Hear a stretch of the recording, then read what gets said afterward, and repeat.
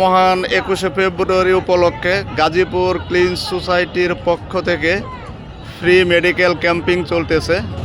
আমাদের সমস্ত সদস্যবৃন্দরা চলে আসছে, যারা স্বেচ্ছায় শ্রম দিতেছে। এইখানে এই যে নাজদিন আছে, নাজদিন প্রেশার মাপতেছে। পাশে আমাদের ডায়াবেটিস টেস্টও হচ্ছে।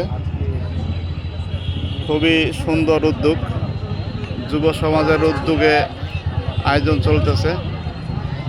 এইখানে ক্লিন সোসাইটির সদস্যবৃন্দ আছে, তারা সবাই আছে। এখানে মানুষ অপেক্ষমান আছে যারা আসলে প্রেশার মাপবে।